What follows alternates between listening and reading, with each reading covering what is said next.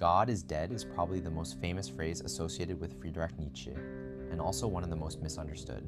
People often repeat it as if it were a cheap atheist slogan, a smug declaration that religion had simply been disproved. But in Nietzsche, the idea is much darker, more tragic, and far more dangerous. When reading Thus Spoke Zarathustra, we encounter this phrase in a very specific atmosphere.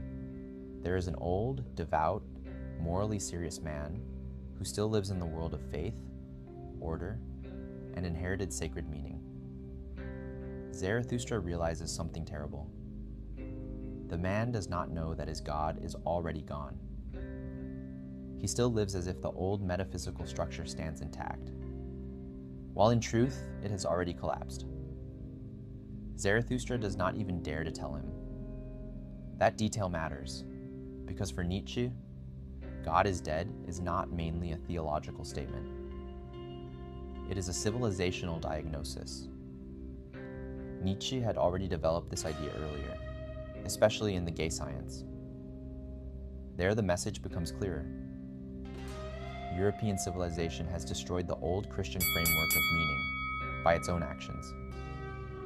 Through criticism, science, secularization, intellectual honesty, historical consciousness, and modernity itself. People no longer truly believe in the old sacred order in the same way. The foundation has been undermined. But the truly explosive part is this: nothing equally powerful and convincing was built in its place. That is the disaster Nietzsche sees. In earlier ages, when one god or one sacred order disappeared, another one usually replaced it.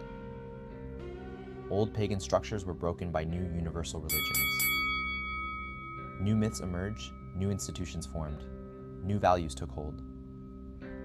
But modern humanity, in Nietzsche's eyes, destroyed the old structure and then froze in the ruins. This is why he sounds so angry. He sees people continuing to use Christian morality, Christian guilt, Christian compassion, Christian categories of good and evil, Christian value habits, all while no longer truly believing in the metaphysical world that originally justified them. In his eyes, this is not noble continuity. It is contradiction. People killed God, but still want to live off the moral capital of the dead God. That looks to Nietzsche like panic and hypocrisy. Humanity sensed what it had done, but instead of courageously creating something new, it tried to pretend nothing fundamental had changed. Outwardly, society became modern. Inwardly, it continued dragging around moral forms whose foundation it no longer believed in. This is why Nietzsche is so confrontational toward his age. He is not celebrating comfort. He is exposing collapse.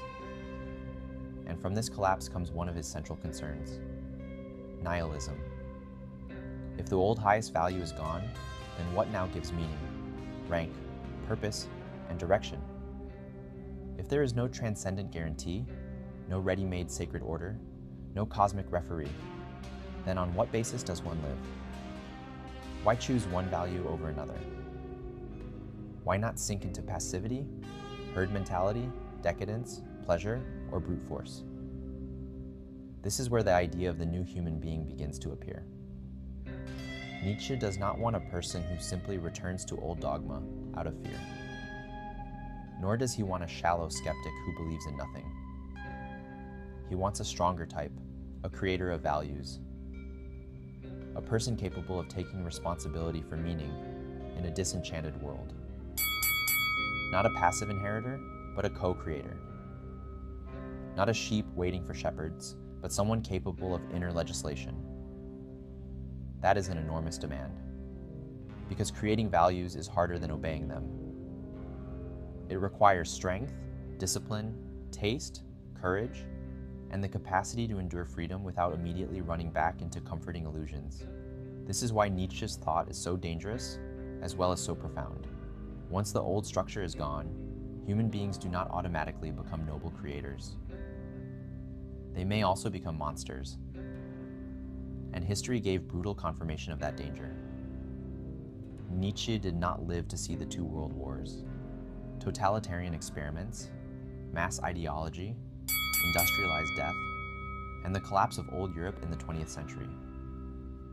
But it is hard not to see those catastrophes as terrible evidence of what can happen when inherited values decay, and no higher replacement has truly taken root. The vacuum does not remain empty for long. It fills with nationalism, resentment, herd fanaticism, power cults, shallow consumerism, and mass manipulation. That is why God is dead is not a victory cry. It is a warning. And the warning still feels current. The vacuum of values has not really been resolved even now. Modern people often reject old religion, but they do not necessarily gain new depth. Instead, they drift between ideology, therapy language, identity performance, political tribes, entertainment, algorithmic distraction, and borrowed fragments of meaning. The old center is gone. The new center never fully formed.